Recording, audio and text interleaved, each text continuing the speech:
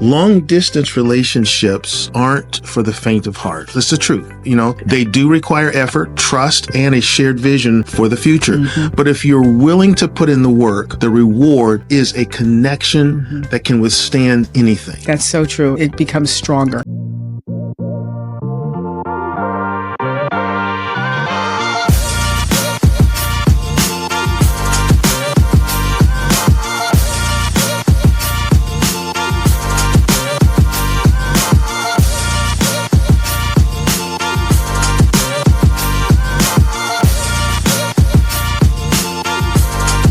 Hey everyone, welcome back to Get It Together. And this is the podcast where we explore personal growth, marriage, and everything that makes relationships thrive. Hey, I'm Stephen And I'm Corey. And today we're tackling something many couples deal with, but don't always talk about it openly. And that is long distance relationships. Yes, we are talking about love across the miles. Exactly. Hey, and here's a fun stat to start out with. Hey, did you know that about 14 million people in the United States are currently in a long distance relationship? Wow, 14 million. That is like huge. That's lot. Everyone in Los Angeles, New York, and a good chunk of Chicago combined. Imagine that. It's wild. It is wild. But here's one thing. Here's the thing that studies show. 40% of long distance relationships end in breakups. Like long distance relationships last only about 4.5 months. Wow. So you know what? Before you panic, we're here to help you beat those odds, whether you're in a long distance relationship now or, you know what, you're thinking about entering into that. This episode is packed with relatable stories, tips, and solutions to make your love thrive, no matter the distance at all.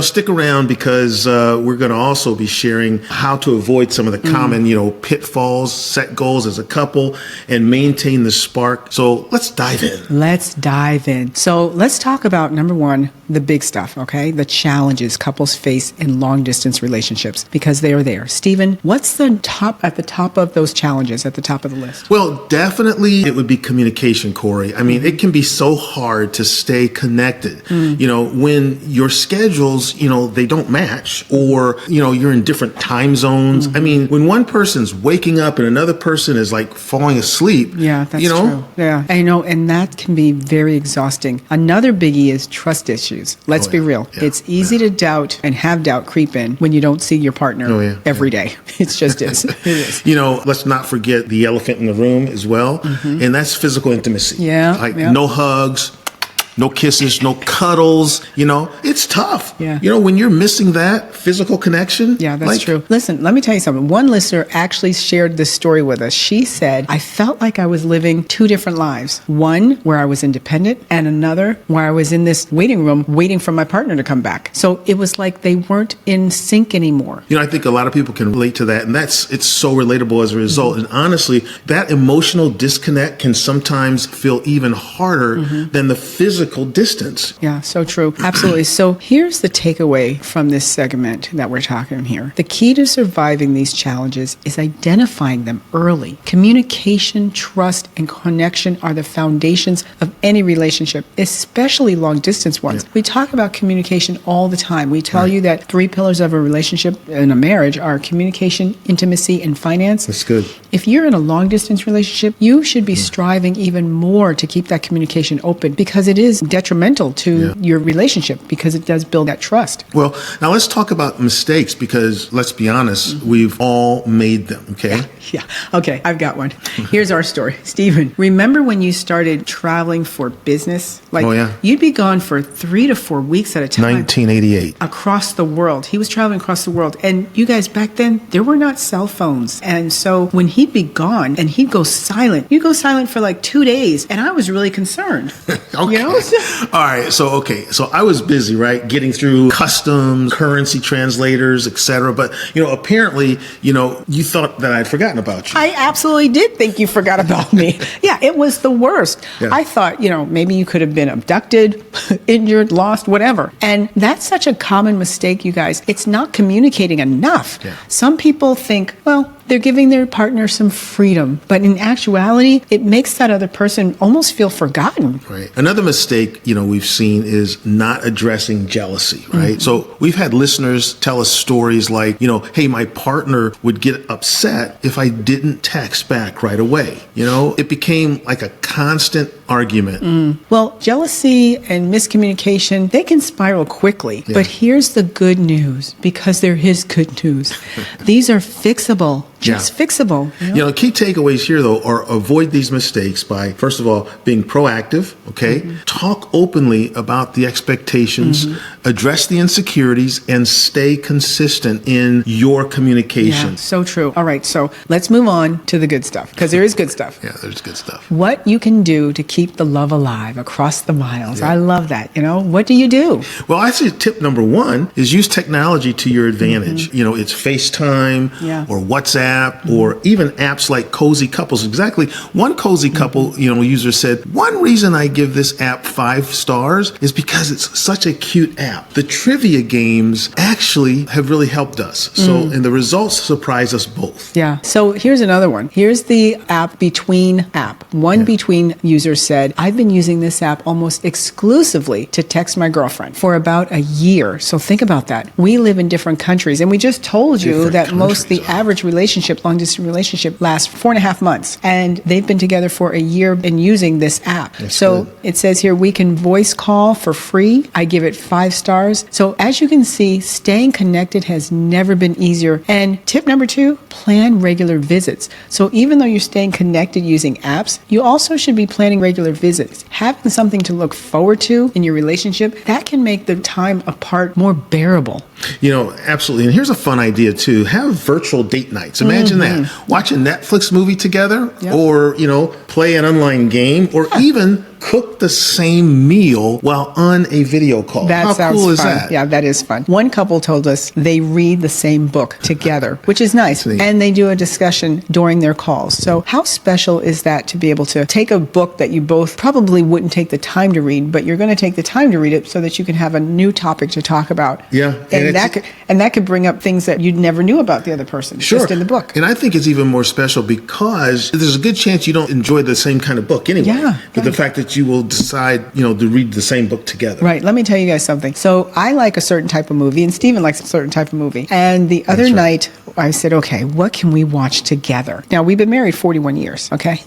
And we discovered that we both like historical movies. So we decided to find a movie on Netflix that was history bound, and it was really good. It was really good. Yeah, and we were like, that's something that we realized we can do because, again, my kind of movie he doesn't particularly care for. And his movies, they're okay, but we both can kind of fall asleep on those movies. So it was fun. That's not true. So it was fun to be able to find that commonality. And imagine being in a long distance relationship and doing just reading a book that you might not have picked up. So, yeah. Anyways, very special. And another big tip is be transparent, about your daily lives. Yeah. Share small details, even if it's just, what you had for lunch. And that's tough for a lot of guys, right? It helps your partner feel included. So do that. And here's a key takeaway on that. Long distance relationships thrive when you're intentional. Schedule time for each other. Keep things fun and share your life, even the little things, what you had for lunch. Yeah. Now, let's talk about goals, because every successful relationship needs goals, Yep. especially long distance ones. That's important. Exactly. And one of the biggest mistakes we see is couples not having a plan for the future. You need to discuss the end game. That's important. Are you planning to move closer? When? That kind of thing. Yeah. And don't forget short-term goals like planning your next visit, as we said before. Having a countdown, it gives you something to look forward to, anticipate. And here's another one. It's a key point. Regularly check in on your relationship. Ask each other, how are we doing? Or what can I do better? Make it personal. And then check in. So show that you're invested in each other's happiness. Yeah. So the key takeaway here is set goals together and create a vision for your relationship. Exactly. It'll keep you both focused and motivated more. It's really good. Even even when the distance feels hard, it helps. Yeah. So before we wrap up, I want to say this. Long distance relationships aren't for the faint of heart. That's the truth. They do require effort, trust, and a shared vision for the future.